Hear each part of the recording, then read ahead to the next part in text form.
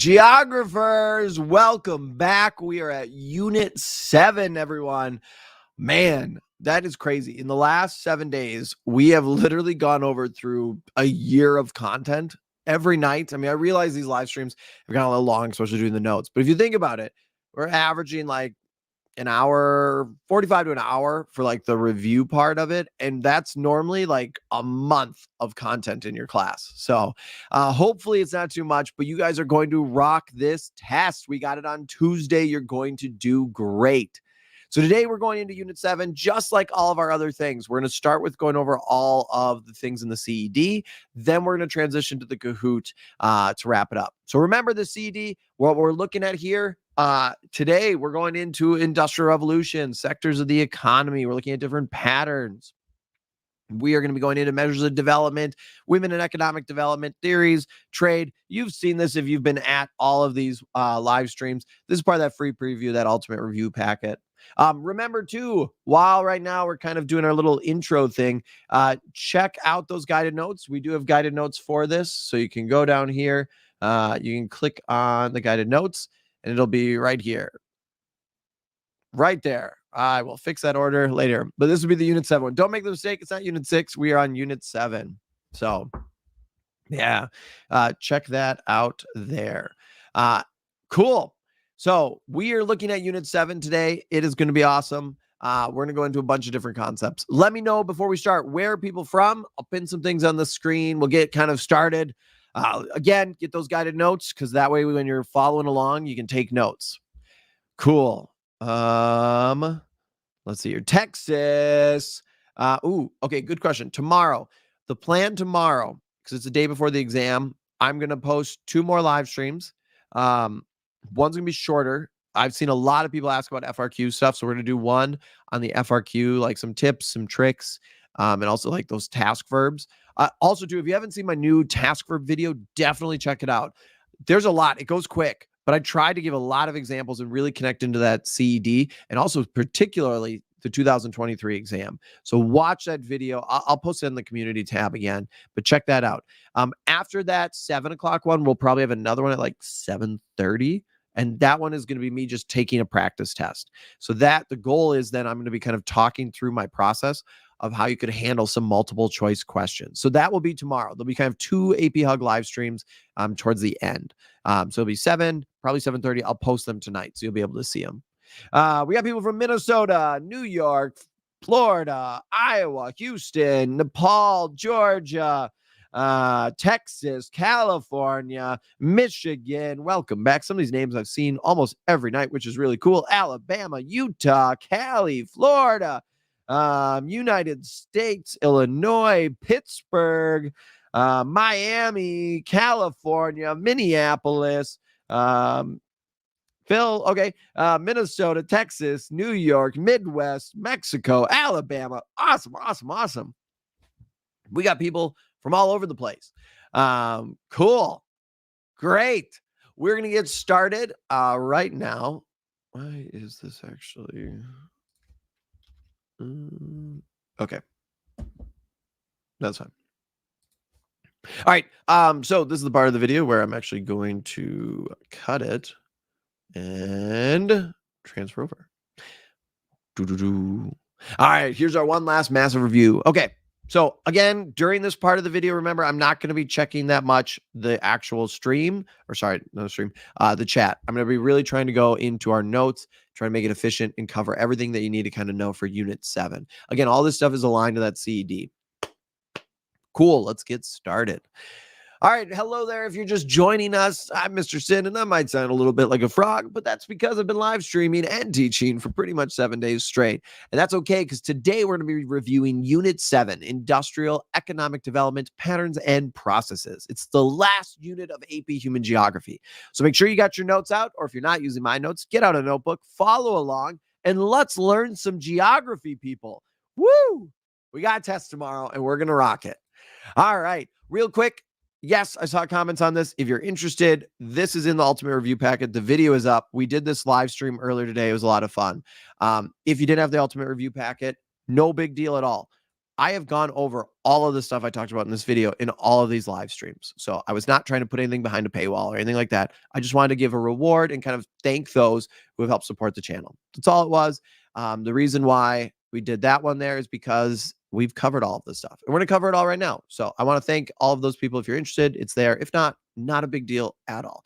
That video is more of just like a thank you to those who have helped support the channel. And again, if you're not going to get it, no big deal at all. No issue. All right, let's look at our wonderful Industrial Revolution. So one of the things that we got going on here, Industrial Revolution is a big historical event that connects to so many different units. We've already talked about it a bunch of different ways. Remember, this led to changes in food production. It increased our food supply. It allowed population growth to happen. We see new jobs occur, new class structures form in cities. All of this really shapes different societies. And so we can see different things like the steam engine. We start to see urbanization happening. We're now able to transport goods farther. We have this enclosure movement eventually will happen with our agriculture. We can see how it diffused throughout Europe and eventually the rest of the world. And remember too, as we continue to expand our Industrial Revolution, these new technologies, more and more countries go into stage 2 of the demographic transition model. And this also led to colonialism and imperialism, which we'll talk about in just a second. So there's a lot of concepts we can connect to the Industrial Revolution. This is kind of an interesting thing. I'm not sure how well it shows up on the stream. This is the British beehive. And what you're looking at is this new class system that got started. So the Industrial Revolution not only changed economics, it not only changed some of our political systems, it not only changed the environment, our agriculture, but also societal structures. A lot more classes started to form. And so just realize the Industrial Revolution had a variety of different impacts. If you ever get a FRQ question or something there where it's asking, make sure you all about the Industrial Revolution. Make sure you look, is it asking about something political? Is it asking about something economic? Is it asking about something social or environmental? That will then dictate what you're going to put for your actual answers there. So make sure you've kind of paid attention to that. All right. Big thing here too, the Industrial Revolution also, if we're talking about politics and some history here, has colonialism and imperialism. This led a lot more people all of a sudden now trying to actually get new resources and markets. You can see it posted there. So we could connect it to that Berlin Conference. Remember the Berlin Conference when we're talking about it? The Berlin Conference was when European powers kind of got together, and you can see it in those political cartoons that way, I think. Yeah. It's mirrored, so I don't know. But they went through and they created a lot of superimposed boundaries in Africa. Remember, superimposed, we have that third party, that organization creates the boundaries. It's from Unit 4. The cool thing in Unit 7, everything connects. But the reason why they're doing this is they wanted these raw resources. The Industrial Revolution, we have a lot more manufacturing and production occurring. And so a lot of people then wanted to access those. And that created some different challenges there. And also, we wanted to expand our markets for where we could sell things to. And so colonialism, imperialism kind of gets a boost after this Industrial Revolution because it's easier to travel. And now there's a bigger demand for these resources, especially with these factory systems producing there. Cool. Another term that you want to be familiar with from the start of Unit 7 is cottage industries. Just a vocab term to think about. Cottage industries used to be a lot more prevalent before the Industrial Revolution.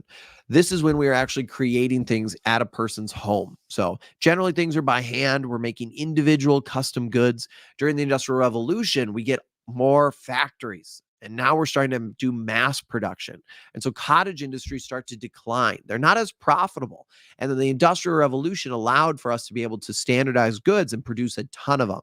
So realize cottage industries kind of declined as we started to see more people move to urban areas, work in factories. And that kind of, again, connects back to these social changes. So an economic one and also a social change there.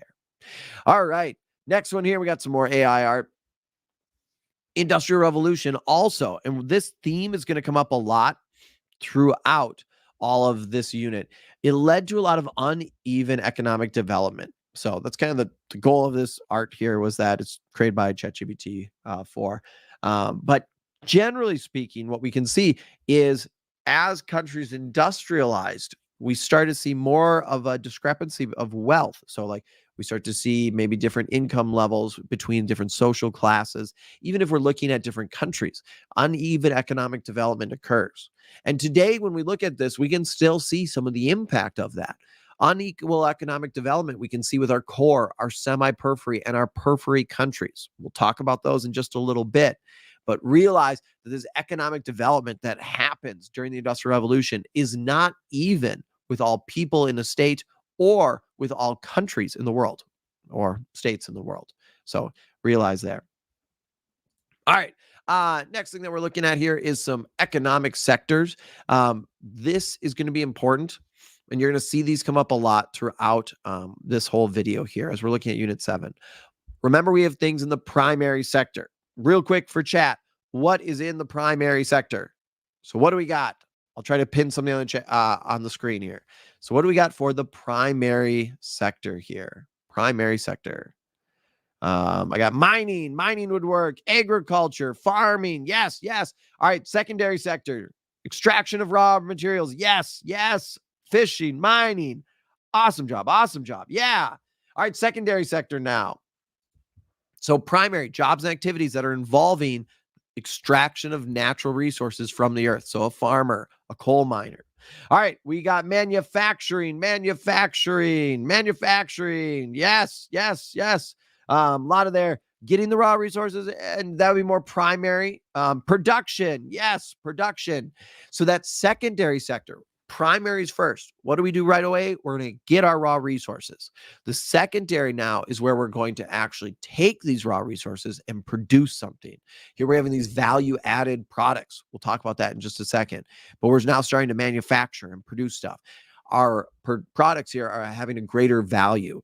And so this is going to be like a construction worker. We're transforming things. All right, the next one is tertiary. What would be some examples of a tertiary? So examples of tertiary. So it goes primary, secondary, and then tertiary. All right, I got teaching, commercial, service-based jobs. Yes. More services. Yes, excellent. So tertiary jobs are jobs that are going to involve a service. So like right now, like your teachers when they're at school, that's a service job. They're providing you a service. You might love the service. You might hate the service. Right now, you might be here getting a service that you enjoy, or maybe you don't enjoy, but you're getting the service regardless. Now, jobs here could be like a lawyer, could be a teacher. Now, the one thing I want to highlight, the next two is quaternary and quinary. Now, these are service jobs. They're kind of part of the tertiary, but they're more specific. So realize that. So we're going primary, secondary, tertiary, then we have quaternary.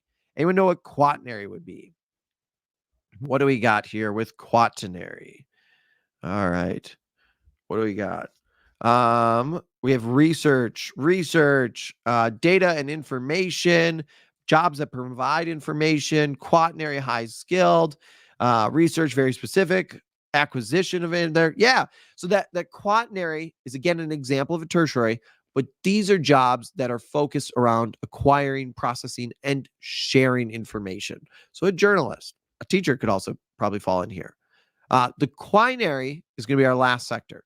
These are going to be jobs that are going to be with the decision part. So quinary could be like the CEO of a company. It could be the board of trustees. It could be the president or Congress.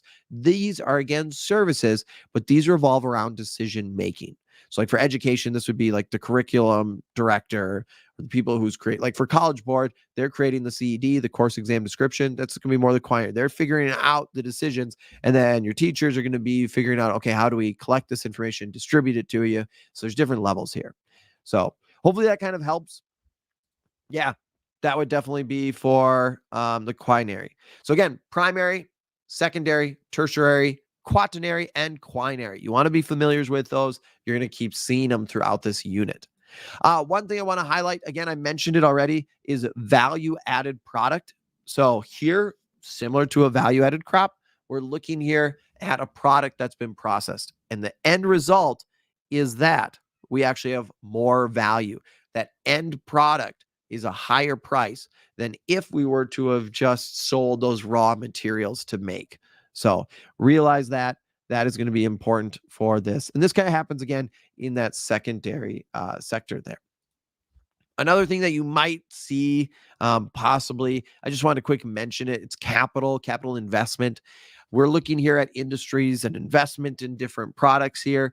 This is where funds or resources for a company or individual are put into an activity. Essentially, we're trying to produce something, some project. The goal here is to actually create future profits. So we are investing capital. Capital is something we are using to produce things. We're using to make things. So we're investing there. All right. I want to show this because I think it's interesting to look at. So on the bottom here, we have our pre-industrial society. This is our industrial society. This is post-industrial. Now, notice a couple things. Here's our economic sectors. We just kind of talked about these. Over time, what we see, and this is going to come back up when we look at Ristow's stages of economic growth. So at first we have our pre-industrial. Notice the majority right here is in our primary sector. So if we wanted to, we could connect even back to unit 2, where we're looking at that demographic transition model. A lot of people are in agriculture. A lot of people here are in things involving raw resources. If we go down here, we can see we have some secondary, not as much. As we can start to have industrialization, that industrial revolution occurs, notice that our secondary sector starts to increase and our primary continues to just decrease. What also starts to happen is tertiary jobs come to be. Now, this point here is where all of a sudden we see this transition, and all of a sudden now all of our secondary starts to decrease. This is deindustrialization. Generally, what's happening here is people now are actually focusing on more of those tertiary jobs. So we're seeing this transition. The tertiary now is becoming a bigger part of the economy compared to our secondary. So industrialization is when all of a sudden we see this big rise in manufacturing, in production, in the secondary sector. Deindustrialization is when that secondary sector decreases and it's kind of being replaced by our tertiary. And as we get into this post-industrial, we can see now the quaternary and eventually the quinary sector would develop. So this is just looking at kind of these transitions. You don't have to worry about the name of what I was just showing you. I saw some people saying, what's this model? What's this model? Don't worry about that. The reason why I was showing you that graph is so you could see kind of over time what economic development does to the different sectors. This can connect back to our demographic transition model. Later, we're going to talk about Ristow's stages of economic growth. This will also connect into that as well. So that one, I'll spend time, I'll point that out. All I was doing is showing you is so you could kind of see how these sectors change based on what's going on with the economy of a state. Our economic status does change the different types of jobs we have. And so that can give us insight into a couple different things. Okay. Next concept, and I saw some people talking about it already in the chat and asking about it, is a break of bulk point. Now, remember, a break of bulk point is where we are going to have two forms of transportation. We're seeing a shift over. Excuse me. So it could be a port where we are going to actually have our goods come in. Excuse me, my voice is starting to decline a little bit there. Hold on one second.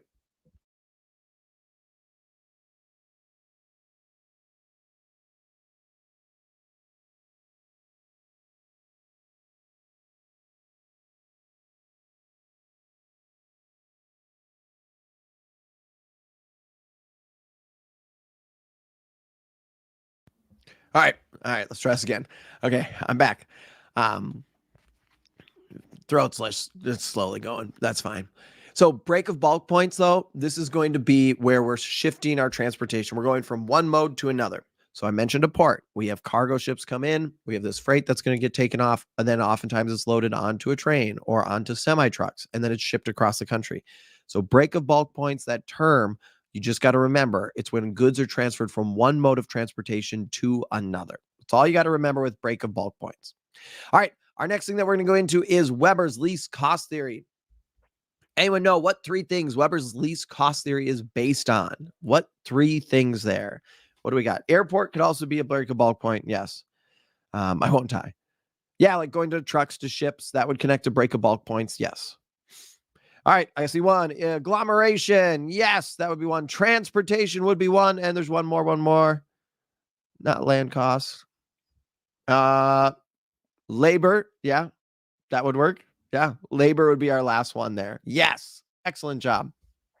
So Weber's least cost theory, what we're looking at here is a couple different things. So one, agglomeration. Remember when we're talking about agglomeration, what we're seeing here is the clustering of different activities in an area to actually benefit themselves. So it could be that we're clustering in an area because there's a really good infrastructure that allows us to get goods in and out relatively quickly. So for example, car dealerships all locate right along, generally speaking at least, some major road, highway, or interstate.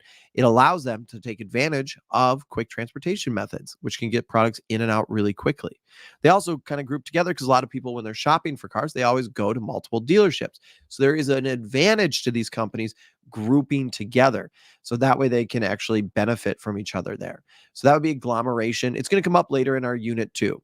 Labor cost is just connecting to anything that is dealing with the cost of production. So if I'm paying people. And transportation, we're going to see transportation costs come up a lot. This is where we're actually shipping either the resources or the final product. So anything involved in production or that final product there. So realize transportation costs. We talk about both of those. All right. We also have to know when we're looking at Weber's is bulk reducing and bulk gaining. All right. Here we go. So bulk reducing. Remember, when we're looking at bulk reducing, one of the things that's happening here when we're talking about it is a bulk reducing good is actually a good that as production is happening, it is going to get lighter. It is going to get easier to transport. What that means then, if I am a company, I want to try and have my production then happen closer to my resources because my goal here is to try and actually maximize that. If I can see, hey, this is great. We're actually making it cheaper to produce, or sorry, cheaper to ship as we're making this. I'll put it by the resources. If, on the other hand, though, it is a bulk gaining good, that means as our production's happening, it's getting harder and harder to transport. I'm going to have my production closer to my market. So IKEA is just an example. It doesn't have to be IKEA. Bulk reducing is going to have production farther away from our market. Bulk gaining is going to be closer to it. And the reason why, again, bulk gaining, as production happens, it gets heavier and heavier. It's harder to transport. And so that's going to increase costs. So I'll make sure then that's closer there. Now, one thing to note, let's say one of my resources was heavier than the other, then I would locate my factory closer to that heavier resource. The goal here is all about maximizing our profit. In Weber's least cost theory, we can see, obviously, there's more than two resources that go into the production of a product. But if we can understand this theory, we can apply it to any scale. So here, it's just a simplified model. And Weber's least cost theory has been criticized a little bit lately because there has been some changes. We now operate in a global world. We have products coming from all over the place. However, the principles still kind of work. And it's a really good way to kind of understand where companies are going to locate different production facilities to try and maximize their output there. So hopefully that helps out there. Cool. All right. Next thing we're going to go into is the difference between core, semi-periphery, and periphery countries. These terms I've used throughout all the streams. I'll make it full screen so you can see it more. You are going to see these throughout the rest of this stream as well. So you want to be familiar with it. You do not have to memorize every single core or semi-periphery or periphery country. So realize that you don't have to do that. That is not the focus that you have to worry about. Instead, though, just realize that when we're looking at this here, core countries are going to be the most developed. They're going to be the countries that have the most tertiary jobs, the quaternary, the quinary. The core countries are also, generally speaking, going to get the most advantages from global trade. Semi-periphery countries are going to actually then be these emerging economies. They often have gone through industrialization. They have more jobs now in that secondary sector. The tertiary sector is growing. The periphery is the least economically developed. A lot of times they have a lot of jobs still in the primary sector of the economy. And here they are actually going to rely heavily on the exportation of their goods. Generally, we can see some dependency develop here. And we'll talk about that when we go into the dependency theory and Wallerstein's world system theory a little bit later on in this stream. So understand these terms because these terms are going to come up throughout this. If we're looking at the world today, I'll make it full screen so you can see it. Here's our core, semi-periphery, and periphery countries. So you can kind of see everything there for the map. Don't worry about memorizing the different states and which ones fall into each category. sometimes for the most part, you can kind of like break it down a little bit. But again, just realize that the core is going to get some advantages. One other term I want to quick highlight is a multinational corporation. So you might see this if we're looking at like neocolonialism from Unit 4, or when we're looking at the dependency theory. Multinational corporations generally are exploiting or benefiting from our international labor force and this economic restructuring that's occurred. Both of those two terms, by the way, if you're like, what in the world is that? Don't worry, we're going to talk about it later in the stream. But a multinational corporation would be this company that has business in at least one other country than its home country. So, for example, Tesla would be a multinational corporation. Apple, Microsoft, Amazon, Google, all of those would be multinational corporations. Nike, Lululemon, all of these have production happening around the world. So that would be a multinational corporation. Now, with this, and when we're getting into the economy, realize that we kind of have two economies in a country. We have the formal economy and the informal economy. I just looked over at the chat. So I was like, do you wear Lululemon? No, I do not. I don't wear Lululemon. I've only been to a Lululemon store once. I was just asking them, like, why is it so expensive? They really couldn't explain it. I was confused. But yeah, I have nothing against Lululemon. I'm sure it's great. So I just don't have it. All right. So back to the economy off the distraction there of Lululemon. A formal economy, remember, these are economic activities that is recognized by law. The government's going to oversee it. They're going to have influence on it. They might regulate it. So there is a higher standard there. So that could be your teachers, your doctors, your lawyers, your police, all of them are in the formal economy. Informal economy are different activities that are not economic activities, at least regulated by the government, protected by the government, or monitored by the government. So like street vendors, domestic work, an unregistered small business, all of these would be part of that informal economy. Now, proportionally, women make up a higher proportion of the informal economies, or disproportionately, they registered more there. Squatter settlements, if we connect back to Unit 6, will have more of an informal economy. So this, again, they're not going to have as much government support there. So that's kind of important to understand. All right, our next thing is we are looking at wonderful economic indicators. There's a ton of them here. So I'm going to put them on the screen so you can kind of read it. Couple things with this. One, gross domestic product, or GDP. This is that value, all goods. You don't have to worry about doing the math on the AP test. So the GDP is technically consumption plus investment plus government spending minus, or actually plus exports and imports. We're going to take exports minus imports. You don't have to worry about doing that on the test. All you got to remember for government or for GDP, generally we're looking at like kind of, is the economy growing? And so GDP is just production inside our boundaries. So inside those boundaries. So if it's produced inside the United States, it's a new product there, it's part of our GDP. GNP is our total economic output. But now we're not just factoring in people inside our country. We're also looking at production that happened from our citizens abroad. Abroad meaning that they're in a different country there. So here, GNP is also factoring in residents that are in a different country. GDP is just looking at our country and what's happening within our boundaries. Last one there, gross national income. Remember, this is the total amount of income generated by a country's residents and our businesses. So again, this is both domestically and abroad. So all these are just kind of looking at a time frame. This one's a year. GDP also is often looked at quarterly. So if you ever watch like CNBC, like the stocks and stuff, they're going to talk about the GDP every time it comes out. Is the economy growing? Is it shrinking? If you take AP micro, macro, you're going to go more into these. You don't have to worry about all the math stuff here again. So don't worry about that. The next ones that you got to know, gender inequality index. So this is the GII. So this is an index that's going to measure a couple of things. It's going to look at inequalities in health, education, and economic participation. So definitely know those three things that they're going to impact there.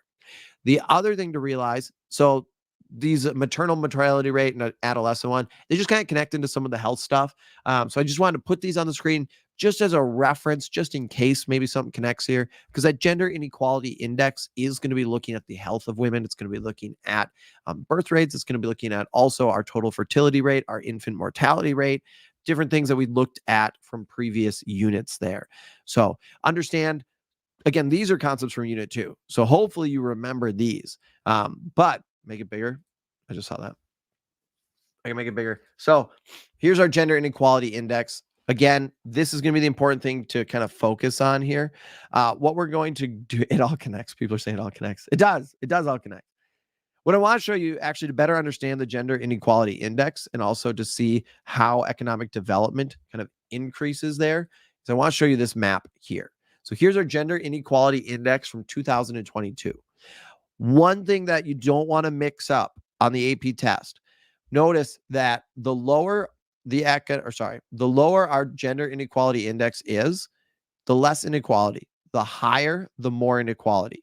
So understand that, because HDI, which is going to be another indicator, the next indicator we're actually going to look at, HDI is the opposite. So you don't want to flip these. Gender inequality index, the lower the score there, the less inequality there is. The higher the score, the more inequality.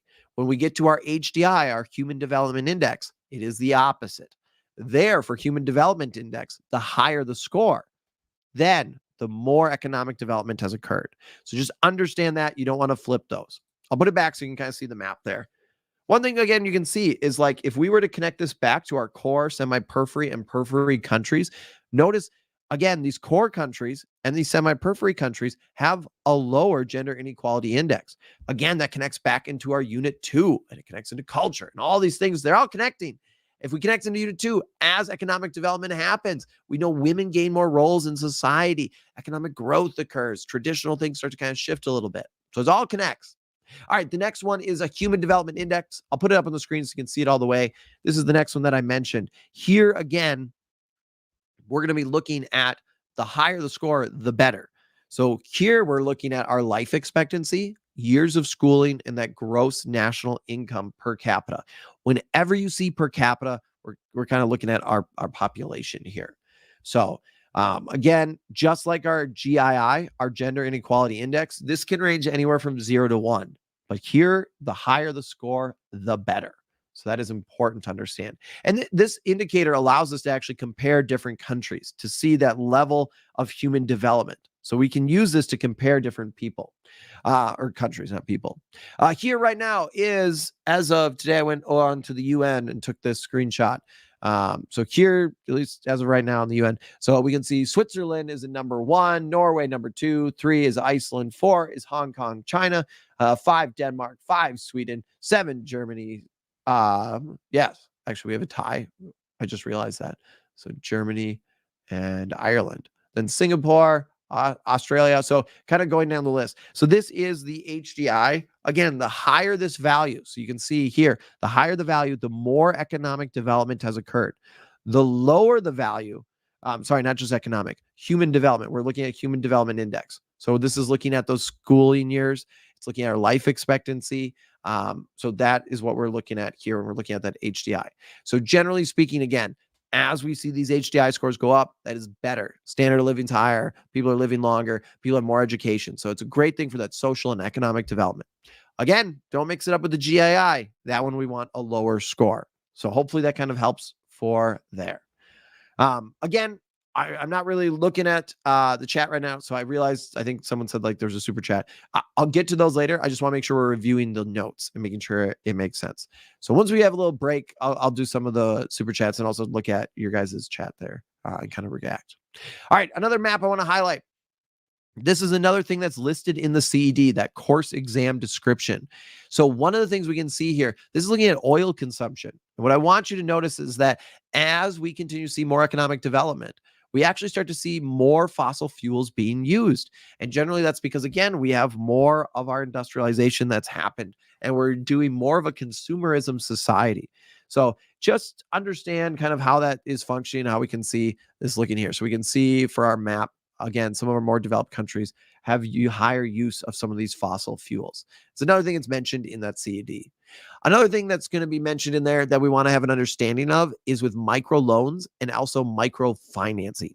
Now, this is dealing with the part where there's women and economic development. And there is some debate on the effectiveness of microloans, but you want to understand that microloans, it's a small loan. Generally, it's provided to like from a non-government organization or from an individual, and it's to individuals or a small business.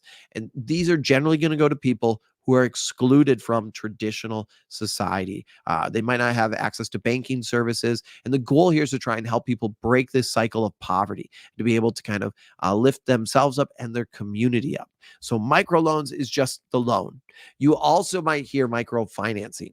And this is where it's not just giving necessarily a loan, that could be part of it. But microfinancing would also include opening a savings account, providing insurance, or money transfer services. So microfinancing is another way to support individuals.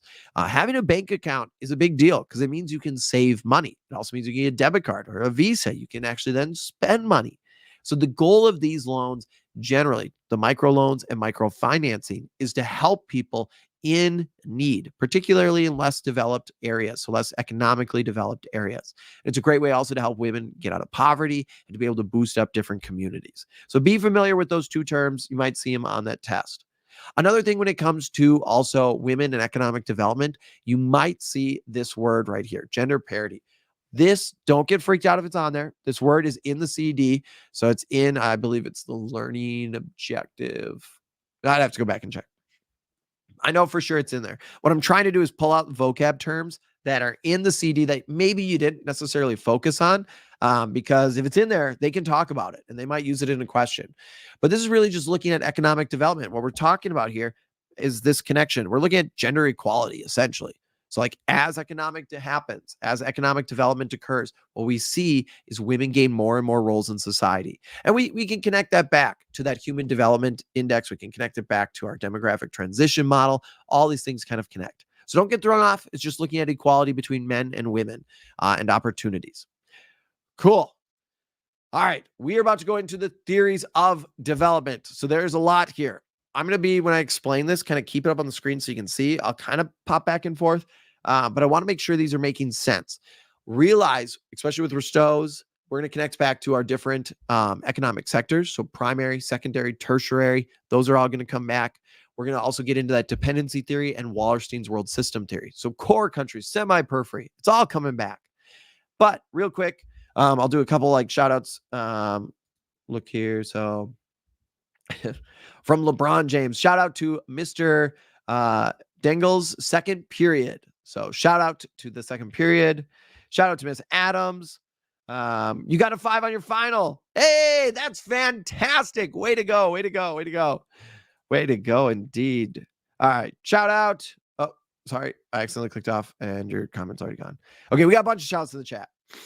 Please do an AP macro review. If you need help with AP macro, check out Jacob Clifford. He's got phenomenal resources. Phenomenal there. Definitely for sure. Okay. Shout out to Mr. Morin, the best AP Hug teacher ever. Shout out to Mr. Morin. That was from Andrew. From Fluffy. Hey, Mr. Sinn, love the content, and you have saved me so many times on tests. Can't wait to get a 5. And shout out to Coach Garcia at OCHS. So shout out there. Cool. All right. We are going to go into our concepts and we'll do some more shout outs. I'll go through the super chats and everything again. Just want to make sure I'm valuing you guys' time. All right. So right away, traditional society. Realize that this traditional society, majority here, if we're thinking back to Unit 2, we're in these early stages of that demographic transition model. So majority of our economy is subsistence. We're in that primary sector. Remember, the primary sector here, when we're in this area, is focused on agriculture. It's focused on raw resources and the extraction. Generally speaking here, what will start to happen is eventually we will transition. This is when our secondary sector starts to grow. As we move to that preconditions for takeoff stage, we start to see more investment in infrastructure, in education. All of this allows for more industries to emerge. Remember, infrastructure connects back to Unit 6, comes up a lot, but this is going to be seeing roads start to be taking off. We start to see maybe some airports get created. Really what's starting to happen here is the tools for companies to actually be able to kind of succeed. We still have a lot of like primary jobs, but we're starting to get more and more of that secondary actually starting to happen there. Again, that infrastructure and education allows our workforce too, as people get educated, to be able to handle more things there. Other things that start to happen here is we start to see actually the economy gets shifted a little bit because foreign states start to become a little bit more interested. They're like, hey, there's this cheap labor force here. They got some new infrastructure. We can export some stuff out of this country. And then we start seeing them paying a little bit of attention. Now, the next stage is this takeoff stage. So notice we're going up. These stages build off of each other. The reason why it looks like this, they're building off. They're kind of growing from there. So the takeoff stage, here we see this rapid economic growth. All of these framework and these foundations, the infrastructure, the schools, this has all kind of helped out. And now this has led to a big boost in the economy. We're starting to see jobs really start to move out of traditional agriculture. They're leaving this primary sector. They're going more into industrial activities. So again, that's secondary sector there. And excuse me, my voice. We also start to see a lot more urbanization and job opportunities. So this allows then more and more production to happen. This is also, though, where we're going to see, I mentioned it earlier, these states, other states are going to say, hey, we want to kind of take advantage of some of these resources that you have and this cheaper labor force. We'll talk about that international division of labor later in the stream, that economic restructuring that's occurring. Two concepts I've mentioned already, we're going to talk about later. So this takeoff stage, we start to see other countries maybe come in and they want to exploit some of these raw resources. They want to use some of this cheaper labor. And so we see a lot of goods being produced that are being exported to other states. Now, eventually we get to the drive to maturity stage. Now, realize this drive to maturity here, we have more and more specialization, and we start to participate more in global trade. And all of this is great. We also start to see more jobs open up in the tertiary sector. So again, this is mainly primary. We're shifting to secondary, mainly secondary. We're starting to shift to that tertiary. So we continue to build. We're moving through these different economic sectors as we continue to have more economic development happen. So in that drive to maturity, again, we continue to see more and more influence from other states. We see more and more exploitation of natural resources. Lastly, we get to that high mass consumption stage. So this is our final one. Here we have a lot of tertiary. We're getting into the quinary, the quaternary, all of the stuff there. So we can see how these things kind of connect. And during this stage, a lot of these jobs now are in the tertiary. In fact, the state might actually be getting a lot of their manufacturing done in other countries now. That could be a possibility. And states here generally have this high mass consumption. Consumption means purchasing. So we do have a lot more of a focus around consumerism. So kind of realize how these things build. And that's a cool thing of this model and this whole class. All these things connect. I mean, we could connect this back to the demographic transition model where we started with agriculture. We kind of progressed there, how it changed our differences in our population growth. We could look back to Unit 4 here. We can see that countries that were colonizing the world using imperialism or neo-imperialism generally are higher up on a development, and they have the resources to then try and take advantage of other countries for production. So all these things can kind of start to connect. We'd also connect into the diffusion of culture and all that great stuff. So that is Rostow's stages of economic growth. Now, one criticism, because there could be a question on the test like, hey, how has this model changed? Or what's a critique of it?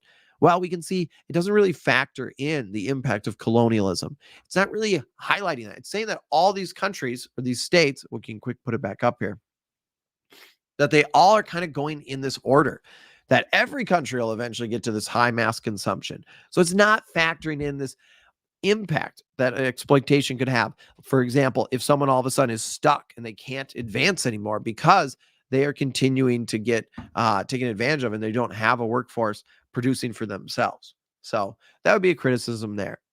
All right, our next theory is Wallerstein's world system theory. And again, we can see our core, semi-periphery, and periphery.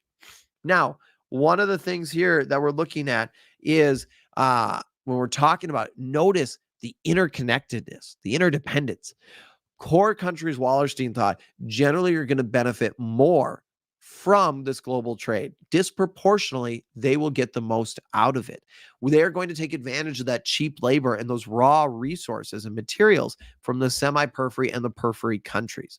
And we can see the semi-periphery is going to do the same to the periphery. In return, then the core countries are going to have all these all this goods. They're going to sell it to other countries around the world, and they'll get the money going back there. And so we look at this and how there's dependency. It connects into the dependency theory, which we're going to talk about next. So this does kind of show some of the impact of colonization. It does show that. One thing to think about is like when decolonization happened. So decolonization would be our colonies are getting independence, they're becoming free. In a lot of places, these colonies, they were set up, the infrastructure was to support the colonizing country. And this theory kind of highlights that is, yeah, Africa with the Berlin Conference, we saw a lot of colonization happened, a lot of superimposed boundaries, but a lot of the infrastructure was set up to export things to Europe. When a lot of these African countries became independent states, they still actually traded a lot and depended on Europe because their systems were kind of set up that way. So Wallerstein's world system theory realized kind of focuses on that. You can see this relationship. Quick, take that off so you can see the bottom. You can see this relationship on the screen.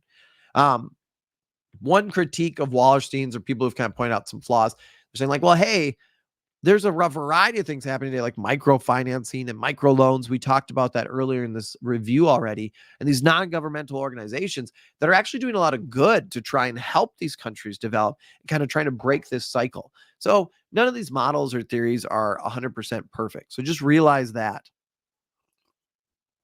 All right, had a drink of water. All right, our next theory that we're going to look at kind of complements Wallerstein's, and it's this dependency theory. So the whole idea of the dependency theory suggests that periphery or semi-periphery, or if we want to say less economically developed countries, are dependent on their economic growth. So for them to continue to grow economically, they become more dependent on core countries. Now, what we see is if we're looking at scale, we have more economically developed countries here, less economically developed here. If it was balanced, this would be like both are kind of developing equally. We can see it's tipped. It is skewed. What's happening is our core countries are more economically advanced countries. They reap more benefits of this global trade.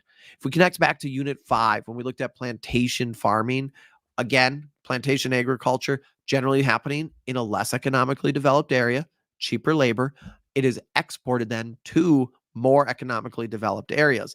They then are getting cheaper food. So the benefit really there disproportionately is going to that core country or that more economically developed country. Now, there's still a benefit going to that less economically developed country. The dependency theory, it recognizes this, but it's more highlighting that when we're looking at who's getting more of the benefit, that it is these developed countries.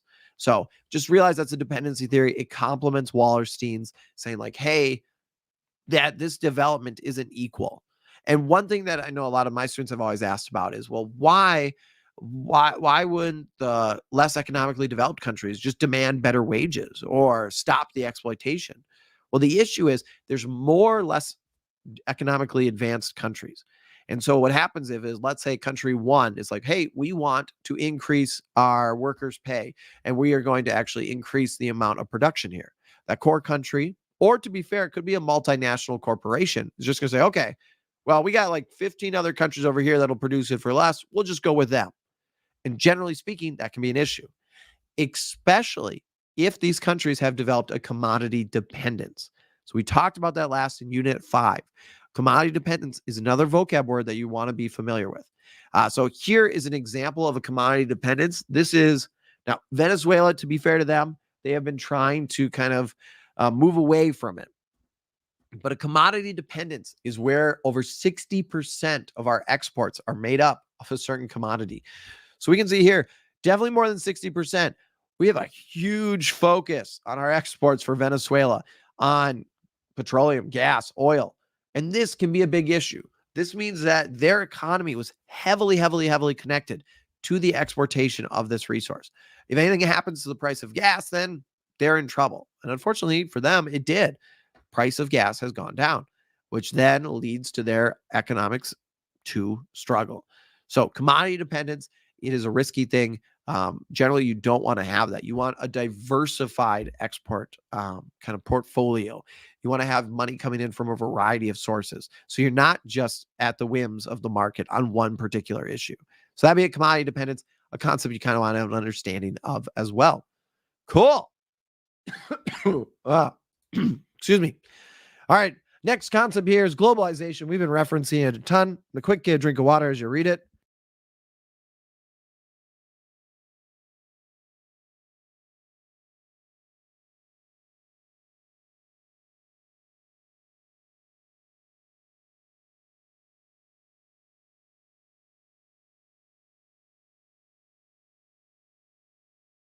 All right, I am back. Sorry again from doing all these live streams. Today, this is the third live stream today. My voice is just gonna keep going, but that's fine. So just realize globalization, we're looking at this connected world. So, and again, it means countries become interdependent on one another. Mutually, we depend on one another.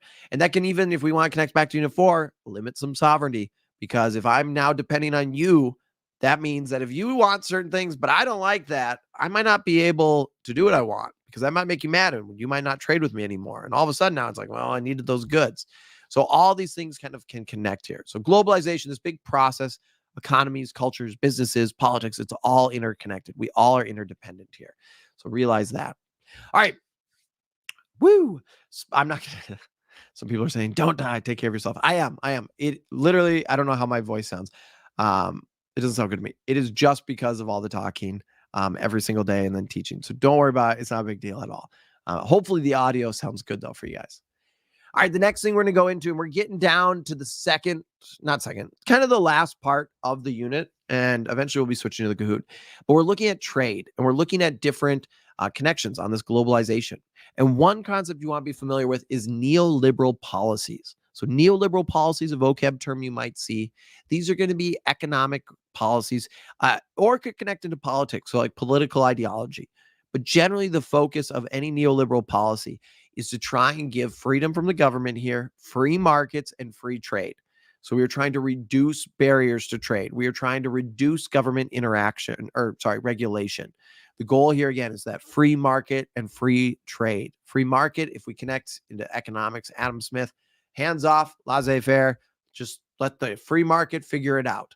If something's too expensive, eventually cheaper things will come in, the prices will come down. Free trade, realize free trade. One, there is no like true 100% because free trade would have like no copyright and stuff. But free trade is when we're not going to have like a tariff or this. We're making it easier to trade. We're reducing the amount of restrictions or barriers to make it so that you can actually trade with other countries around the world. So free trade generally stimulates economic growth. One thing I want to highlight, these are all mentioned in the CED. So when we're looking at different supranational organizations, different things that can connect around the world. Actually, I just saw, yes, it can connect to the EU. Absolutely. Yes. Great job there.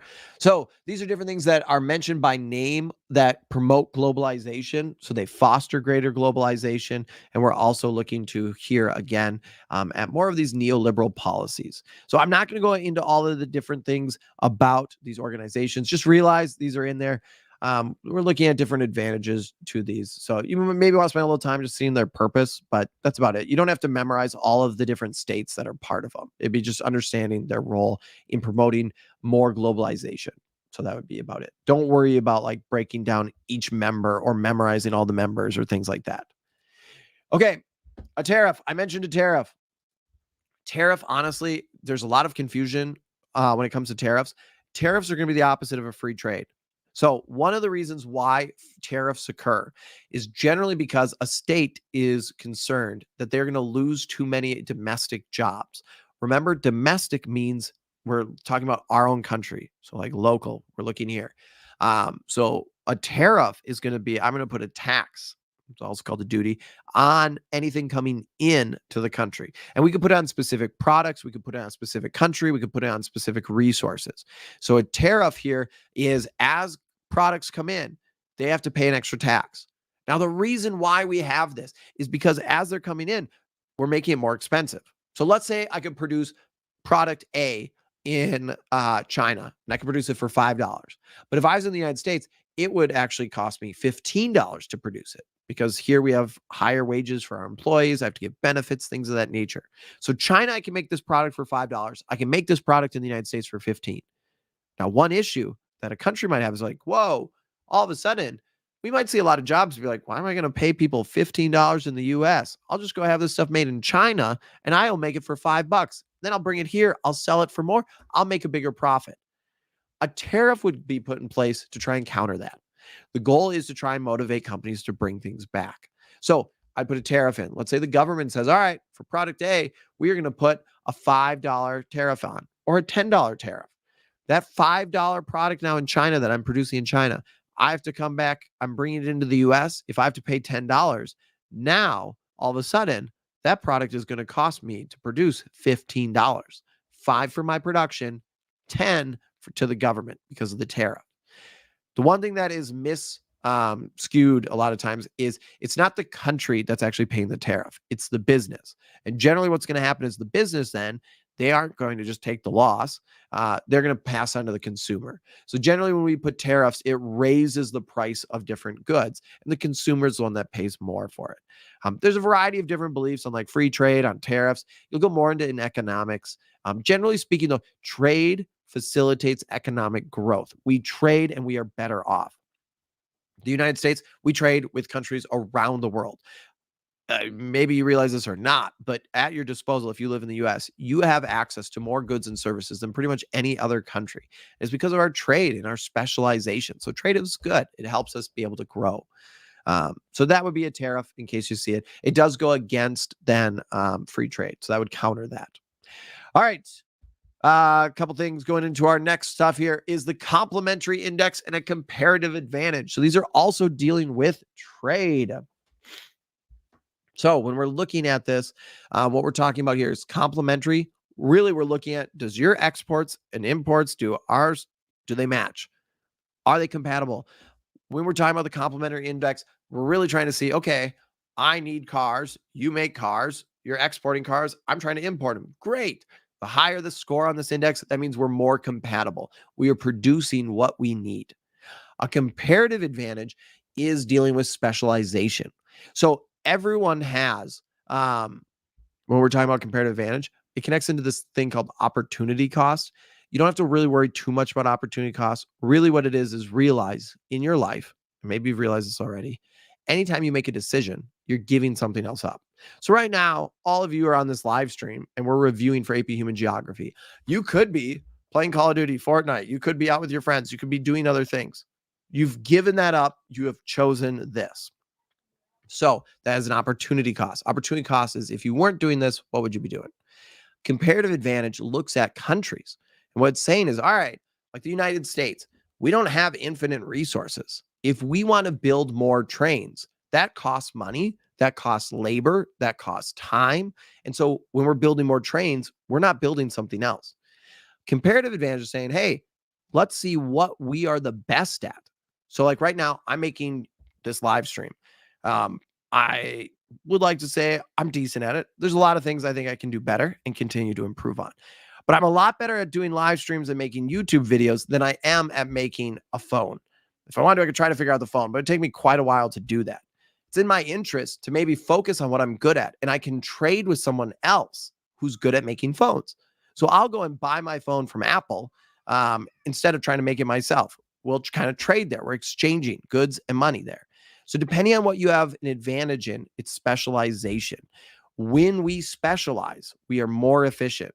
So here, a comparative advantage, countries, what this is saying is they should focus on what they have a comparative advantage in. Produce those products. And the products that you don't have a comparative advantage in, trade. Find a different country and then trade with it. The result is that you will get more goods and services and more of a growth in your economy. So both of these are really just saying why we should trade. Complementary, we're looking at like the relationship. You have these things you're exporting. I want to import these. Great, they're the same. Let's trade. Comparative advantage, we're focusing on what we're good at, and then we'll trade for other items. So when we trade, we are better off. Yes. Cool. Gotta love trade. All right. The next thing there, when we're looking at trade in general, we also see countries become more interdependent. So remember, this is this reliance between different groups and organizations. I've talked about interdependence in multiple units already. One concept in the CD that's mentioned with this is the International Monetary Fund. So this is this international group that tries to promote global growth in the economy in particular. And it does that by trying to promote trade. It seeks to reduce poverty. So they're trying to create more interdependence and trade to be able to bring more and more countries up and out of poverty. So International Monetary Fund, the IMF, it could be on the exam. It is in the CED, and it's connected to this like interdependence. Again, we become more and more interdependent when we're trading and when we're interacting. So that is something to see there. All right. Now, another thing too, when we're looking at patterns in the world today, and we're by the way, we're starting to get to the end of Unit 7, and then we'll be switching to the Kahoot. So again, the goal here, we're going over everything just to make sure it makes sense. When we are continuing to see trade happen over time, more and more international trade has occurred. We've also seen more deindustrialization. Anyone know, do you remember? We talked about already. What is deindustrialization? I'll pin your comment on the screen. So deindustrialization. So over time, we're seeing more and more international trade, deindustrialization's happening, and countries are becoming more and more interdependent. So let's see here. Deindustrialization, nope, not moving away from cities. So going to services, okay, kind of. Moving away from industrialization, all right. All right, large factories starting to go away. Yeah, we're seeing the shift from that secondary sector of the economy to the tertiary sector. So remember, we got that primary, secondary, tertiary, quaternary, quinary. So we're seeing this shift. And as we continue to see in the world today, we are seeing more and more countries continue as they develop economically to shift to more service-based jobs. And then they're essentially having production happen in less economically developed areas. All right, cool. Great job on that. A lot of people got it. Next concept I've already mentioned a lot. It is economic restructuring. Realize with economic restructuring, we're talking about this shift in production, employment, investment, trade patterns, all this stuff. It's just a big shift that's occurring. When we look at economic restructuring today, generally what we are starting to see is a lot of businesses in a lot of core countries. We're seeing big shifts. A lot of manufacturing jobs are leaving the countries, leaving these core countries. They're going to less developed countries economically. So that periphery and that semi-periphery, that's where these jobs are going. We're focusing more on very specialized jobs, more tertiary jobs. So a lot of countries today are going through economic restructuring, and that can be a benefit and it can also be a negative. To be fair, we also might see some economic restructuring occur with AI as that continues to advance and automation. We will probably in our lifetimes, for sure, your guys' lifetimes, there'll be a lot of jobs we have now that'll be gone. They're going to be gone. But through that, it's a concept in econ called creative destruction. We see this destruction occur, but new jobs will then come to replace jobs that we didn't even know existed today. Now, when we're dealing with production, I also want to highlight here offshoring and outsourcing. So I'll put it on full screen so you can kind of read it a little bit easier for you. So these are looking at either relocating a business or service in a foreign country, so offshoring, or outsourcing is when I have a particular thing I'm trying to do. And instead of me just producing it in-house with my business, I will then just have someone else. I'm going to hire someone else to do it. So sometimes these get used interchangeably. They also can overlap depending on what we're looking at. But just realize we see this happen a lot, particularly core countries. We're seeing a lot of these secondary sector jobs offshore. They're going to a different country. Outsourcing too happens a lot. And again, it's because of efficiency. If there's certain things that another company can do better, it might make sense for me to outsource it. So instead of me trying to do everything, I can outsource some of these production, and then that will allow me to actually be more efficient and produce more. So that can happen for those kind of different reasons. All right, we are getting down there. The next thing that we're looking at is free trade zones and export processing zones. All of these are going to be forms of a special economic zone. So remember, special economic zone, we're looking at this area where the government has actually changed some of the rules, the laws, and the goal is to promote foreign investment. If you remember back to Unit 6 when we were reviewing the Southeast Asian city model, they had their kind of special economic zones. They were trying to foster and promote investment from other countries. So generally speaking, we see less developed countries economically, the semi-periphery and periphery, they're going to have more special economic zones. You might see it shortened to SEZ. The goal here is you're trying to promote trade and investment from these core countries. Now, two different types of a special economic zone that you want to be familiar with is a free trade zone, which would be an area where there's no tariffs, there's no trade barriers. So free trade zone, here the goal is to try to have imports. They can be stored, they can be processed. And there's no extra tax on it. So it's incentivizing trade. The other you might see is an export processing zone. So here, there's a lot of, I just quick looked over and someone's like, oh my gosh, there's so much vocab. There is, but it's okay, geographers. You can do this. You've got this. You're going to rock this test. Have confidence. I know you can do this. You've got this. So last one of these, and then we're going to go on to the next part, is that export processing zone. So here again, this area is actually trying to create that secondary sector. The goal here is producing stuff for export. So actually, if we look at NAFTA, which was that North America Free Trade Agreement between Mexico, Canada, and the United States, we saw a lot of maquiladoras open up right on the border of the US and Mexico. What was happening is, since we no longer had tariffs or any barriers, we saw these zones pop up, all these maquiladoras, these factories, which took advantage of Mexico's cheaper labor and less strict labor laws and different things with production. So a lot of these factories started producing products, and then they were exported to the United States. They didn't have to pay a tariff. It was cheaper.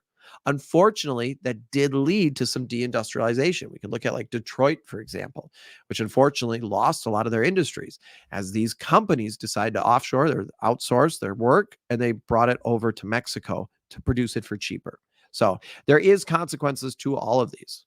All right, let's look at our next concept here. It is the International Division of Labor. So this is a concept you could see. Really what we're looking at is we are looking at how countries are utilizing this comparative advantage. We've already talked about that. So remember, comparative advantage, we're focusing on producing what we are good at.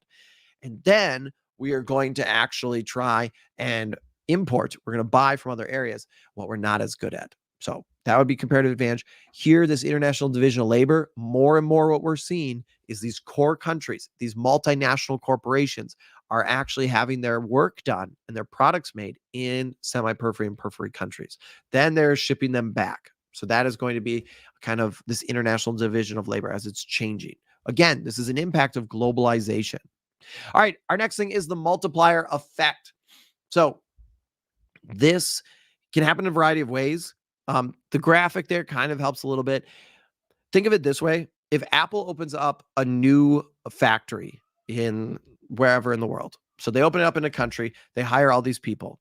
Then those people who are working in that factory, they are now getting a paycheck. Well, when they're going to work, they need to go and get food. So then now they go to a local restaurant in their lunch break and they now pay them. Those people now in the restaurant are now making more money because now they have factory workers that are now spending money there. So now they're going to hire another person to help with the restaurant because now they're having a rush order. Now that person has more money. Now they're going to be able to spend more money because they have some more money. So they go and buy stuff there. And all of a sudden, we continue to see this increase. So an original investment has this ripple effect where it increases the amount of money there.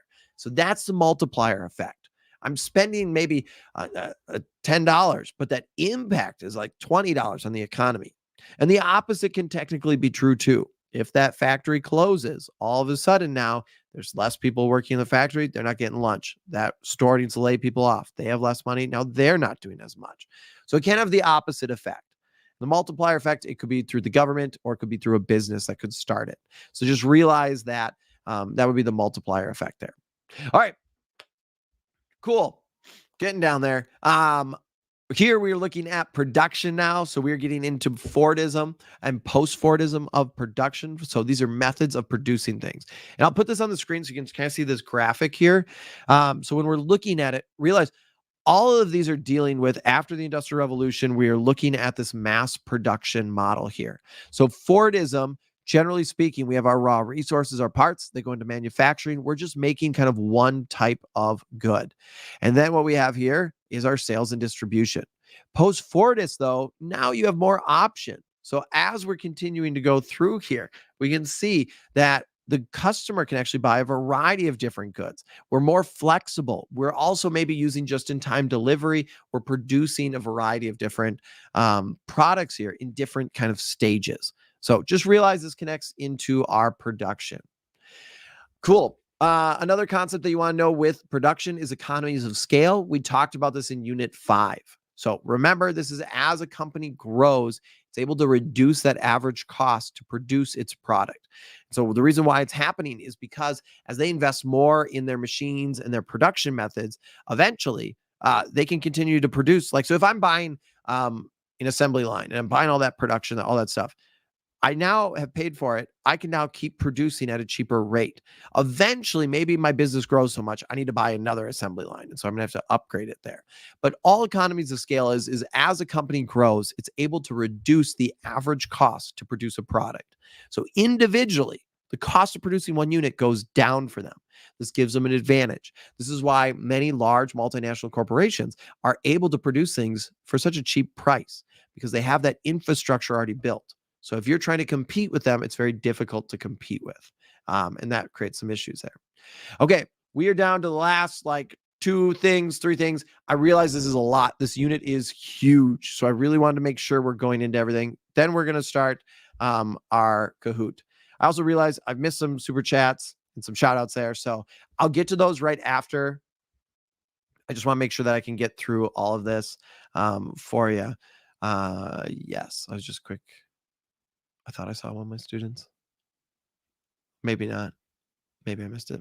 All right. Anyways, let's get back into it. So a couple concepts you want to be familiar with here for some more vocab. Just-in-time delivery is going to deal with this production. Realize it's a little bit risky, but all this is a company is going to say, hey, we're not going to have everything in our facility all at once. We're going to have things delivered right when we need them. So literally just-in-time delivery. So it gets there, and then right away, we're going to use it. The goal isn't to have a bunch of inventory sitting there. Agglomeration we've talked about before, so I'm going to skip that. Growth poles we haven't mentioned yet. This would be like Silicon Valley would be an example. These are very specific regions. It could be a city, areas where economic sector just really takes off. So a lot of growth and development. And generally, one of the reasons why it happens is because of agglomeration. It's like Silicon Valley has turned into this growth pole for tech because there's all these resources there. So all these businesses have a shared labor force. They have the shared infrastructure. So agglomeration can often help growth poles. And deindustrialization, we already talked about, it's the decline of that secondary sector. So that secondary sector is going down. We're shifting more to tertiary. That can have a variety of different impacts. All right, our last part of the unit, and then we're done, is sustainability. So we're at the sustainability part. Realize here when we're looking at sustainability, these are the UN sustainable goals. I don't think, honestly, you need to memorize all of these. But one thing I want to kind of point out to you is notice a lot of these are our units. We're looking at food. We're looking at health, education, gender equality. We are looking at inequalities. We're looking at urbanization. We're looking at different concepts that we have been learning about this whole course. So the cool thing here is kind of everything connects to its to the different units.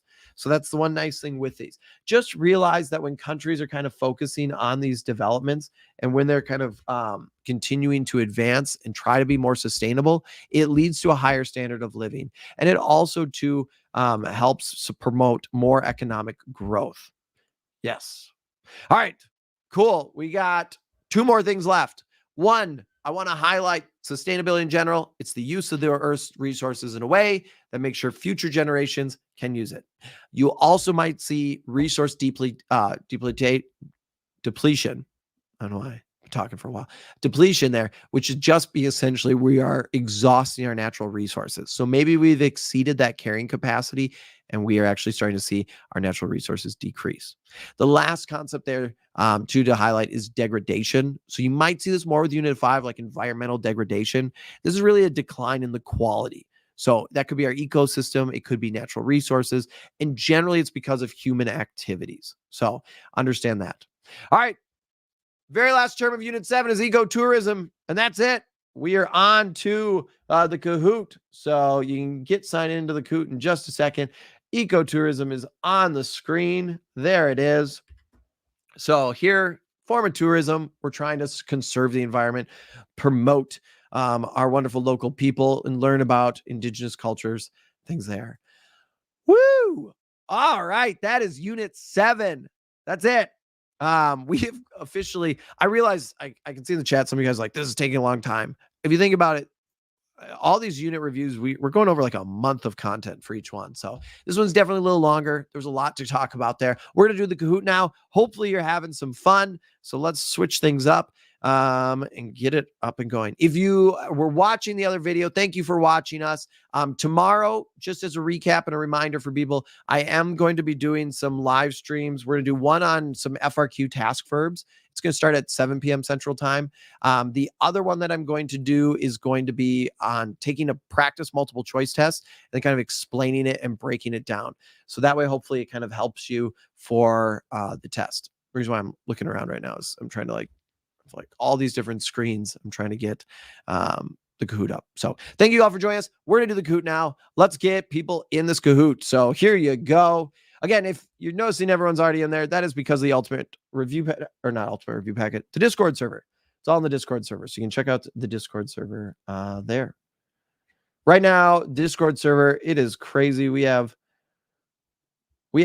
over 21,000 students and teachers in this Discord server. It's completely free to join, so feel free to check it out if you're interested. So it's a cool place. As people get in, this is the Discord server, so you can see here we have a bunch of review resources in it. We can see study tips. Here's Unit 1, Unit 2, 3. So right now we just did Unit 7. Generally, look at, here's all the people talking about Kahoot. Yep.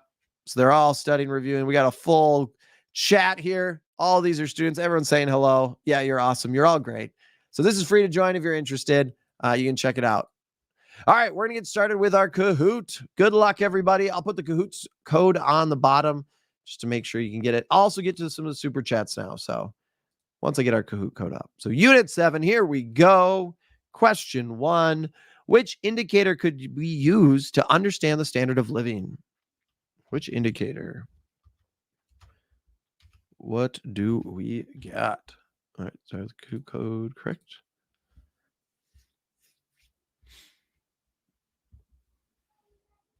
All righty.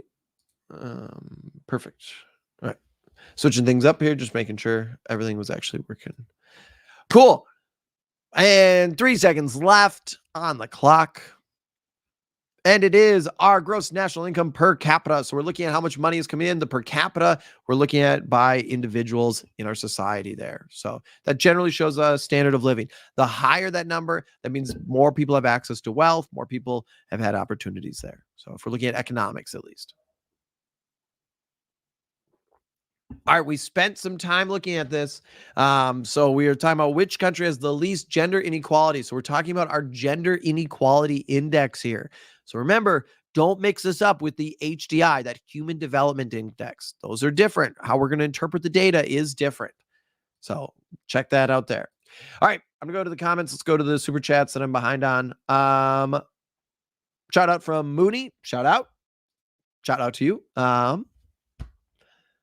Combat Pancake says, shout out to Regan High School, Miss Rose's first period class. Shout out to Miss Rose in her first period class. Shout out to you. Going up to our next one. It is Denmark. Yeah, so that 0.038. So again, remember, the lower the score here, the better. That's the opposite of the HDI. So the higher the score for the gender inequality index, that means we have more inequality. The lower the score, the better there. All right, going in to our next one. Which economic sector is in the image below? So we've talked about those a lot. We have another shout out to Mr. Criborn. Mr. Criborn in Florida. And that's from, Mr. Sanchez. Shout out to Mr. Criborn in Florida. Mon Slothley says, thank you. Thank you. Thank you. Next one's from Jason. Shout out to Miss NG at Tompkins High School. She over prepared us. That is amazing. So she over prepared you. Creds if you get 5s. Shout out to Miss G. Shout out there. And it is the primary sector. So remember, primary sector, when we're looking at anything with natural resources, the extraction here is going to be primary. Also remember, secondary is going to be this manufacturing production. Tertiary is going to be service-based. Then the quaternary is going to be a type of tertiary. And that's where we're looking at that knowledge base and the collection of it. Here we go. Next question. Excuse me. All right, we're looking at tariffs here. So remember, tariffs are going to go a little bit against free trade. They're not going to be neoliberal policies. They'll counter neoliberal policies. What we got here? Shout out to Emmanuel Chiku. I apologize if I mispronounced your last name there, but shout out to Emmanuel. From Mooney, shout out to Miss Burns first. Thank you for teaching us so well. You said you're still cooked, but you're not cooked. You're going to cook this test. You've got this. You got to have confidence. You can do this. Yes. So majority of people got it. Remember, tariffs, the goal is to try and make businesses come back to the country. If I'm putting tariffs up, I'm trying to make it so it's less of an advantage to produce goods in another country. I'm trying to motivate people to come back and produce in our own country there. All right, next question coming up. Over the recent years, what's been happening to the International Division of Labor? What do we got? All right, another shout out from Type 58. Can you shout out my number one AP Human Geography teacher, Miss U? Shout out Miss U. All right, and then a shout out from Soto Todor. I apologize. I think I mispronounced your name, but thank you. Thank you very much. Okay, I think I'm caught up on the super chats. Okay, going back here. All right, switching back over.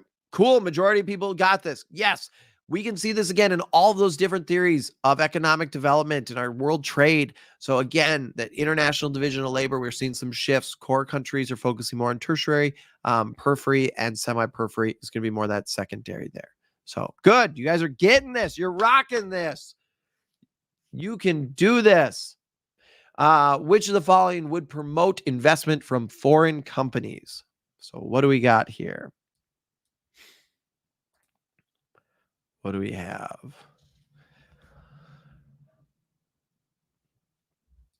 right, a big thing too, I keep seeing in the chat, like some people are like, oh, I'm cooked there. I'm not going to do it. You got to have confidence. I mean, the fact that you guys are here right now, it's a Sunday. You could be doing a bunch of other things. You're here studying and reviewing for a test that isn't even tomorrow. It's going to be on Tuesday. You can do this. Have confidence in yourself, geographers. I know you can do this. You've got this. Yes, we have special economic zones. So again, special economics, the goal here is we're trying to promote this investment. So this could be that EEZ, not EEZ. EEZ is going to be the law of the sea. That's a unit 4. This is going to be that free trade zone or those export processing zones. Those would be examples of those. So just kind of highlighting that again. All right, let's go on to our next question. Question 7. Here we go. Core countries are more likely to have blank jobs, while semi-periphery countries are more likely to have what?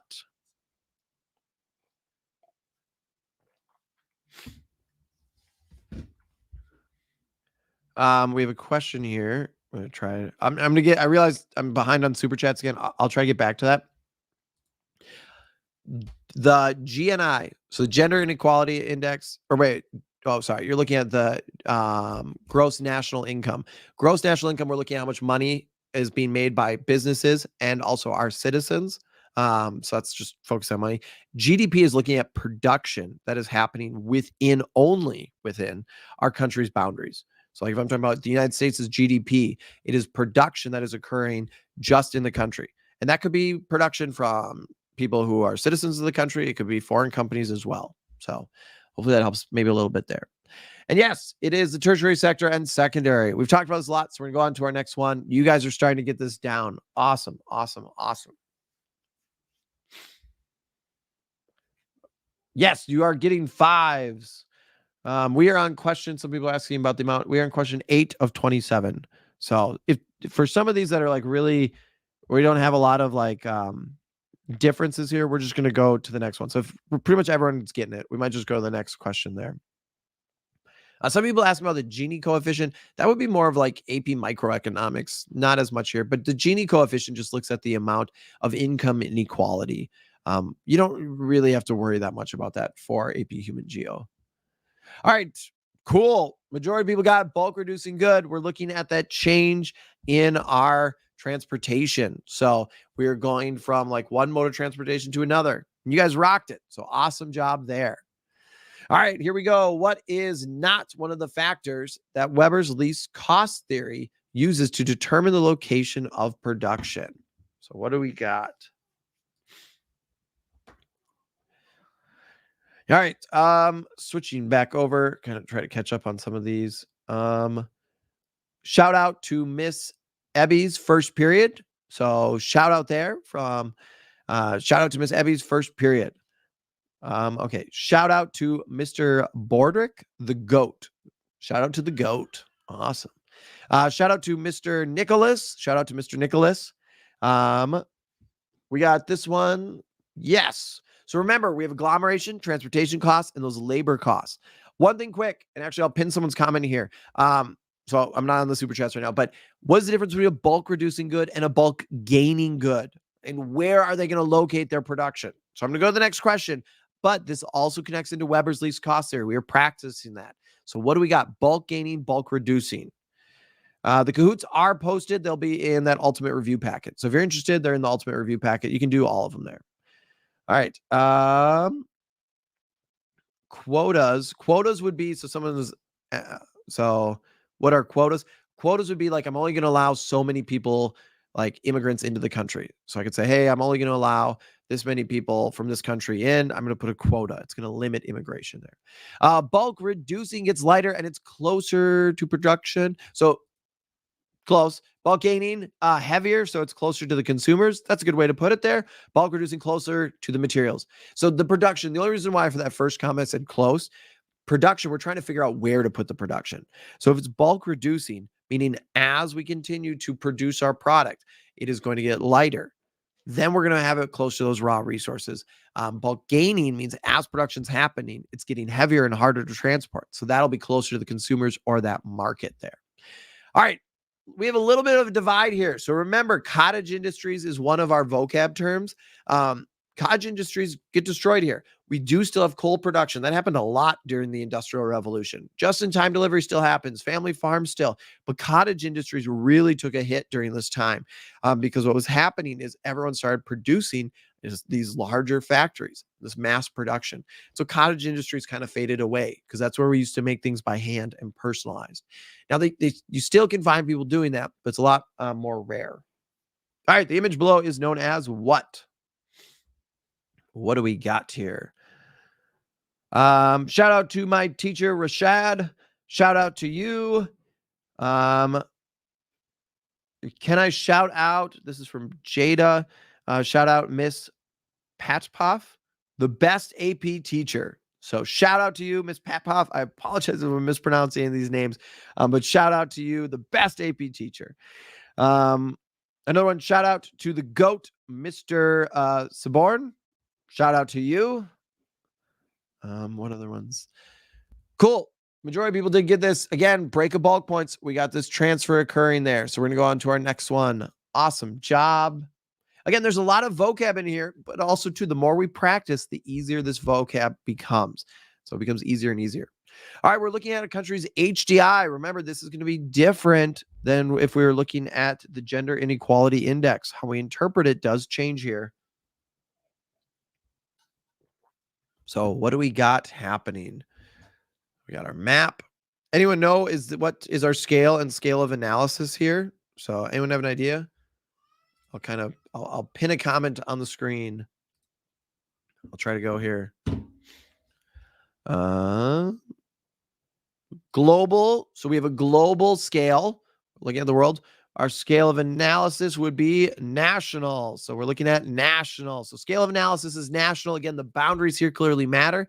The data is organized that way. Our scale is global. All right. Majority of people got it. Cool. So we're going to the next one. Again, remember, when we're looking at that HDI, the higher the number, the better. When we're looking at that G, Gender Inequality Index, then the lower the number is better. All right, we're on our next question here. What benefits do microloans offer? So what benefits do microloans offer?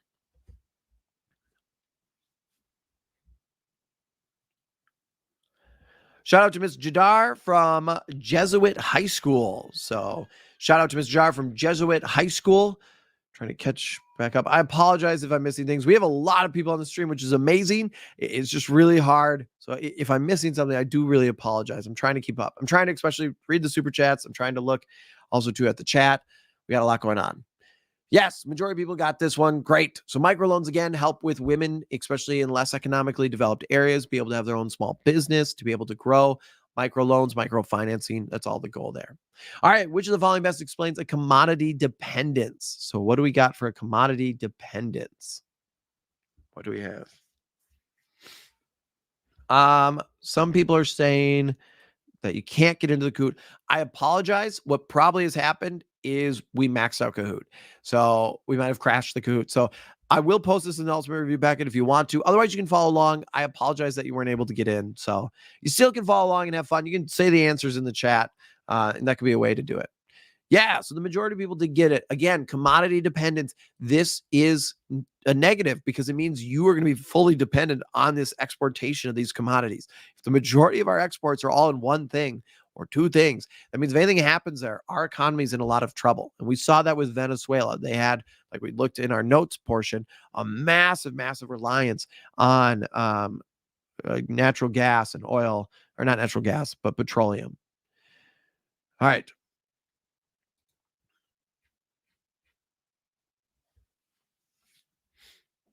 Okay, we have one last shout out. Apparently, I keep messing the name up, so I apologize. Hopefully, I get it right here.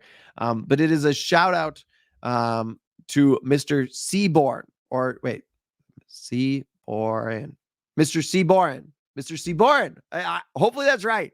Shout out to Mr. Seaborn. I apologize for mispronouncing it if I mispronounced that earlier. So shout out to you. All right, cool. Majority of people got it for globalization. Remember, more and more globalization and more global trade continues to restructure a lot of countries. We're seeing economic restructuring happening as we continue to have more and more interdependence occurring there. All right, here we go. All right, when looking at countries today, we can see their economies are interdependent. We have talked about interdependent a ton, so hopefully people do get this. If you've been paying attention, you should be able to get it.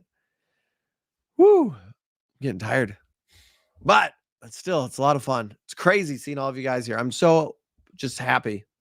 All right, yes, countries are connected and influence one another. So remember this interdependence. This can create this dependency. We're connected.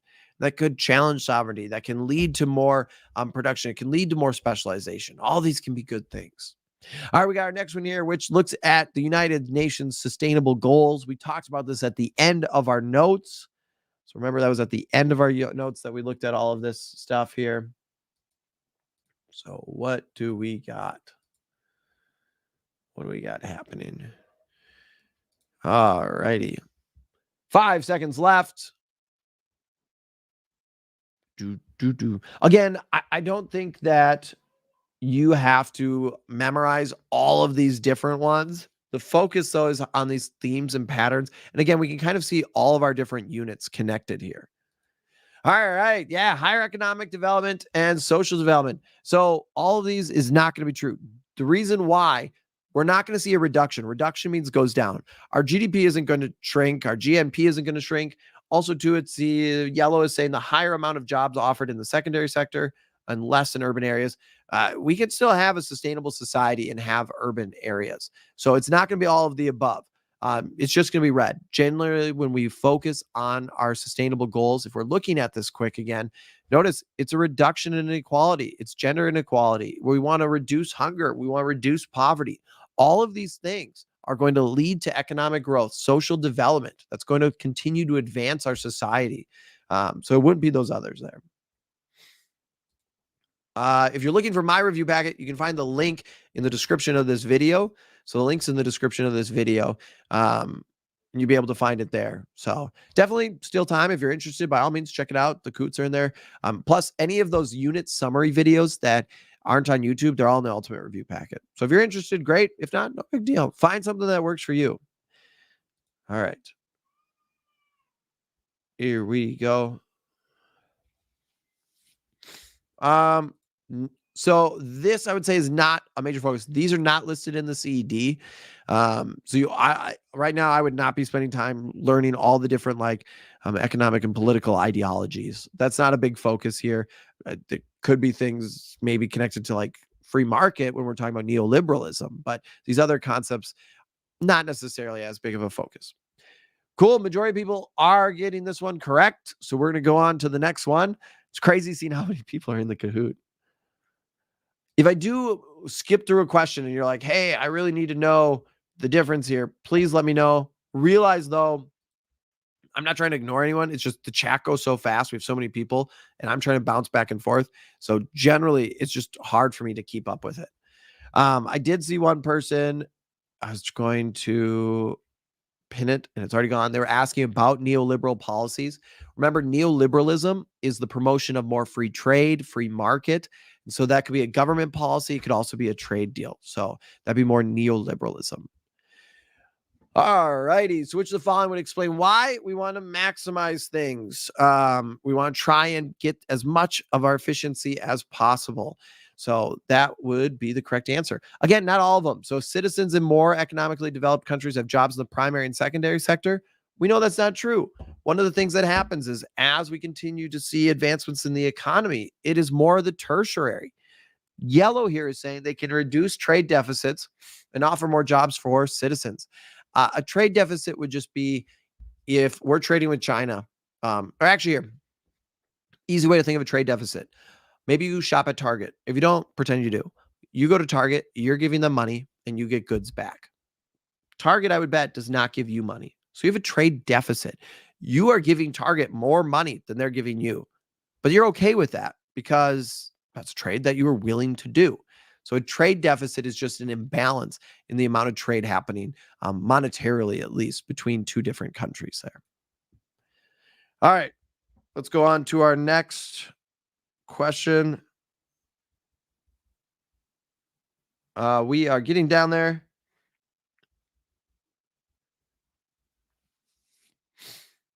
Yes. All right. Central Kids say hi. Hello to the Central Kids. Hello, hello. Shout out to Mr. Hoysen from his favorite student, B4.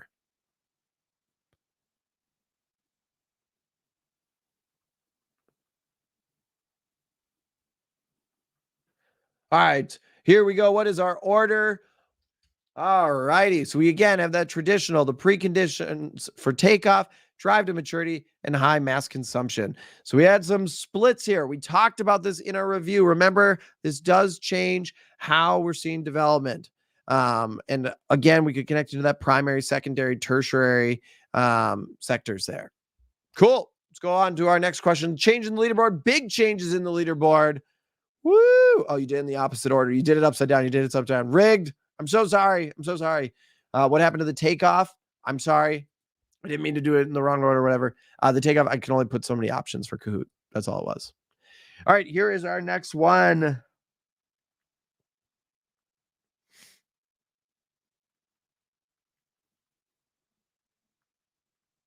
Here we go. 14 seconds left.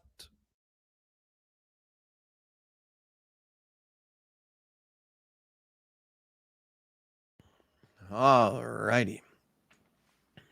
And it is the multiplier effect. Awesome job. Pretty much everyone got that. Again, comparative advantage, we're focusing on specializing what we do best. International division of labor, we are looking at kind of like today, the international division of labor, generally, we have lower paying jobs in more economically developing areas. So those periphery, semi-periphery, creation of growth poles, we're talking about like this specialized area, kind of agglomeration starts to happen, which helps out. So these regions that become really focused on a particular industry, which allows for a lot of growth to happen. For example, Silicon Valley. All right, here we go. Next question coming up. Question 22, almost done. When looking at Wallerstein's world system theory, we can observe what? What can we observe? All right.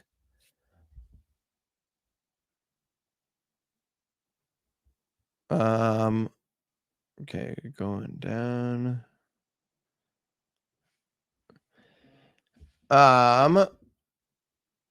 We have a shout out to Mr. Kimbrough. You are the best. Shout out to Mr. Kimbrough. That's from the Sith turkey. I like the icon. That is it's a quality icon. Got the turkey with the lightsaber there. Yes, we're looking at this economic development and this benefit. Again, more economically developed countries generally are going to disproportionately benefit more. Woo! Got some changes in that leaderboard. All right. Countries that are in the traditional stage of Rostow's model of development are more likely to see what? More likely to see what? What do we got here? All right. And we are going to start wrapping this up soon. We're getting down there. So remember to tomorrow, some people were talking about other streams. Tomorrow we'll do one for kind of FRQ tips at 7. And then the last one, we'll go over some practice multiple choice tests. And then it's test day. It's crazy. Crazy, crazy, crazy. And yeah, jobs located in the primary sector. So again, as we develop and as we'll put this back up, as we move, we're going primary, secondary. We're kind of eventually getting to the tertiary. So it's this growth that's happening. So you want to understand this theory. It could also connect to that demographic transition model, similar themes. A lot of this stuff starts to connect from all these different units. Someone asking what FRQ stands for. It stands for free response question. Free response question there. Yes. We got a shout out to Mr. Sealer. Watched every unit video all year. That is a lot of Mr. Sinn. I almost feel bad. I know my students, they get annoyed of me. So you've watched a lot, but hopefully it's helped you out. Thank you very much. So shout out to Mr. Sealer. That's from Jab Music Official. There you go. All right. The image below is an example of agglomeration. So again, the location here, we have some benefit. De-agglomeration, what this one would be, so I didn't mention this in the other review, de-agglomeration would be when these like actually break up. So they're starting to split. So things are actually going to be farther apart. Again, I do apologize if I am missing things. Like some of your so super chats, I'm trying to get to all of them. Also to just in general, the chat, it goes so fast. All right, we are on question 25 and 27. So we're looking here at production. We have different production things. We talked about this at the end. So this was kind of towards the end of the stream that we were looking at it. So 6 seconds left. What do we got? And yes, Fortis methods. So again, here is more of our Fortis methods. We have our raw materials, our parts. Notice we're making different items. So maybe it's like different color variations or there's different things inside the product. Here, then it goes to our consumers. Whereas with Fortis methods of production, everything goes into the manufacturing. It's just one. So we have more specialized people here just doing one task. Here we have a variety of people doing multiple tasks. All right, question 26 of 27. This is cooking you. That's okay. If this is cooking you, that's all right, because here's where you want to learn so we can improve. Then you will cook the AP test and you don't have to worry about it. Someone asking about vocab. Do I have a vocab list? I do have. I just finished making it. I'll put it in the ultimate review packet in that like kind of 30-day free preview. So it's in that free preview will be, but it'll be the vocab from the CD. I can add that. I can make that. I'll do that. Yeah. I'll try to get the vocab.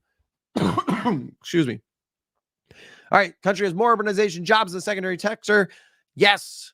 Perfect. Majority of people got it. Again, this is Rostow's stages of development. So we're looking at Rostow's model there. All right. Here we go. Last question. Last question. All righty. Which of the following would not be an example of a neoliberal policy? Some people asking about economies of scale. Remember, economies of scale is as a company that has economies of scale can actually produce a product individually cheaper than someone who doesn't. They have more fixed resources. They have more resources that they can produce stuff. And so it allows them to actually reduce the costs of their production. That's why multinational corporations that generally have economies of scale can actually make things cheaper, which makes it harder to compete with them because they have a lower cost there. Neoliberal policies. Remember, I saw some people, your comments have already moved on, but remember, neoliberal policies were promoting more free market and free trade. So a tariff which is a tax on bringing things into the country, would go against neoliberal policies. That would be the opposite for sure. Shout out from Jacob Warden to Coach Darrell Ranner. Sorry. We watched the video. You watched the video. That's great. I'm glad you watched the video. Maybe you get extra credit or something. There you go. Shout out to the coach. Now he can know for sure that you watched it. Cool. All right, here is our leaderboard. We got the possum in first, the sea lion in second, and our seal in third. So, woo, we did it. We did it. All 7 units are done. We've covered the entire course in 7 days. Man. Oh, my voice will be gone, but that is okay.